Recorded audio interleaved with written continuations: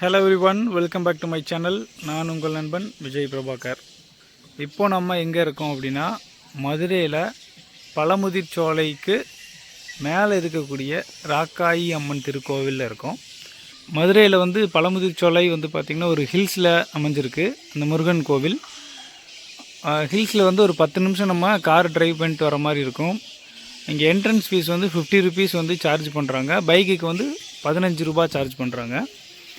அதில் வந்து குரங்குகள் வந்து அதிகமாக இருக்குது. ஸோ வந்து உங்களுடைய உடைமைகளை பத்திரமாக பார்த்துக்கோங்க. ஸ்நாக்ஸ் எது கொண்டு வந்தீங்க அப்படின்னாலும் கொஞ்சம் சேஃப்டியாக ஹேண்டில் பண்ணிக்கோங்க. இப்போது முருகன் கோவில் வந்து பழமுதிர் சோலையில் இருக்கிறது உங்கள் எல்லாத்துக்குமே தெரியும்.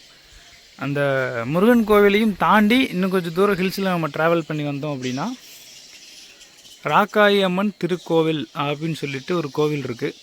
அந்த கோவிலினுடைய லொக்கேஷன் தான் இப்போ நீங்கள் பார்த்துட்ருக்கீங்க. ஃபுல்லுமே வந்து ஃபாரஸ்ட்டுக்குள்ளே ஒரு மலை மேலே இந்த கோவில் அமைஞ்சிருக்கிறது வந்து சிறப்பான ஒரு விஷயமா இருக்குது. இயற்கை அழகு கொஞ்சம் இந்த இடத்துல நேச்சுரல் சவுண்ட்ஸ் வந்து இருக்கக்கூடிய இடத்துல வவ்வாலும் குரங்குகளுடைய சத்தத்துலேயும் நம்ம வந்து இந்த ட்ராவல் பண்ணி போகிற மாதிரி இருக்கும். அதுக்கு போகிற வழியில் வந்து கொஞ்சம் ஸ்டெப்ஸ் வந்து இந்த மாதிரி கொடுத்துருப்பாங்க. இதில் ஏறி நம்ம போனோம் அப்படின்னா அந்த இடத்துல இருக்க அந்த கோவில். இப்போ நம்ம மேலே போய் பார்க்கலாம். இந்த வீடியோக்குள்ளே போகிறதுக்கு முன்னாடி நீங்கள் நம்ம சேனலை சப்ஸ்கிரைப் பண்ணல அப்படின்னா சப்ஸ்கிரைப் பண்ணி சப்போர்ட் பண்ணுங்கள். நம்ம சேனலுக்கு புதுசாக வந்திருந்தாலும் சப்ஸ்கிரைப் பண்ணி உங்களுடைய ஆதரவு வந்து எனக்கு கொடுங்க. சரி, இப்போ வாங்க வீடியோக்குள்ளே போகலாம். நம்ம கிட்டத்தட்ட மேலே வந்தாச்சு. ரொம்பவும் பிரசித்தி பெற்ற கோவில் முருகனின் 6 படையில் 6ஆம் படை வீடான பழமுதிர் சோலைக்கு வந்திருக்கோம். பழமுதிர் சோலைக்கு மேலே இருக்கக்கூடிய ராக்காயி அம்மன் திருக்கோவில் இது.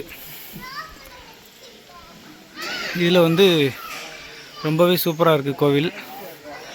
ஃபுல்லுமே வந்து பழங்காலத்து கற்களால் கட்டப்பட்ட கோவில். அருள்மிகு ராக்காயி அம்மன் திருக்கோவில். சரி, நம்ம உள்ளே போய் பார்க்கலாம். மேலே வந்து கடைகளும் வந்து அவைலபிள். உங்களுக்கு ஏதாவது திங்ஸ் வேணும் அப்படின்னா வாங்கிக்கோங்க.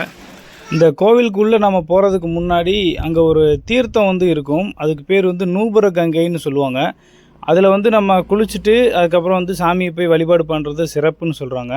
அந்த தீர்த்தம் வந்து பார்த்திங்கன்னா 3000 வருஷம் பழமையான ஒரு தீர்த்தம்.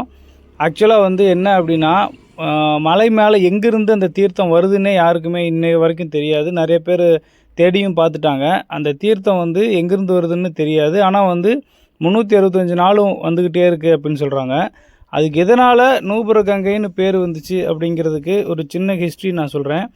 ஸ்ரீமன் நாராயணன் திருவிக்கிரமனாய் அவதரித்து அவருடைய திருவடிகளால் சகல உலகங்களையும் அளக்கலான்னு அளந்தபோது அவருடைய திருவடி வந்து பிரம்மலோகத்துக்கு போயிருக்கு. அந்த திருவடியை தரிசிப்பதற்காகவே 36,000 வருடங்களாகவே பிரம்மதேவன் வந்து பெருமாளின் திருவடியை கண்டு சேவித்து சொர்ண கலசத்தில் இருந்த கங்கை நீரால் எம்பெருமானின் பாதத்திற்கு அபிஷேகம் செய்கிறாரு. இந்த ஸ்ரீ பாத தீர்த்தமே பூமிக்கு வந்து புனித கங்கை நதியாக பெருகி புண்ணிய நதியாக ஓடிட்டுருக்கு. பிரம்மதேவனால் அபிஷேகம் செய்யப்பட்ட இந்த கங்கா தீர்த்தம், அந்த தீர்த்தத்தில் ஒரு பகுதி வந்து எம்பெருமானின் பாதத்தில் அணிந்திருந்த சிலம்பு அப்படிங்கிற ஒரு நூபுரத்தில் பட்டு பிரம்மலோகத்திலிருந்து இந்த மலைக்கு வந்து சேர்ந்திருக்கு. அன்று முதல் இன்று வரை என்றுமே ஸ்ரீமன் நாராயணன் ஸ்ரீ பாத தீர்த்தமாகிய இந்த புனித கங்கை அருவியாக மாறி வற்றாத ஜீவ நதியாக திகழ்கிறது அப்படின்னு சொல்லி சொல்கிறாங்க. இது வடமொழியில் நூபுர கங்கைன்னு சொன்னாலும் தமிழில் சிலம்பில் பட்டு வந்தனால சிலம்பாறு அப்படின்ற பேரும் தீர்த்தத்துக்கு வந்திருக்கு. இதுதான் வந்து இந்த தீர்த்தத்தினுடைய ரொம்ப அற்புதமான விஷயம். இதனுடைய சின்ன ஹிஸ்ட்ரி. இதை வந்து நீங்கள் பார்த்து குளிச்சுட்டு நீங்கள் வந்து சாமி வழிபாடு பண்ணிங்கன்னா ரொம்ப சிறப்பு. இன்னுமே தினமும் இந்த தீர்த்தத்தை பிடிச்சிட்டு போய் கள்ளழகருக்கு அபிஷேகம் பண்ணுறதாகவும் சொல்கிறாங்க. இந்த இடத்துல தான் வந்து இந்த கோவிலினுடைய கருவறை இருக்குது. சாமி வந்து ஃபோட்டோ எடுக்கக்கூடாது அப்படின்ற காரணத்தினால ஃபோட்டோ எடுக்கலை. அந்த சாமி வந்து இந்த மாதிரி தான் இருக்கும்.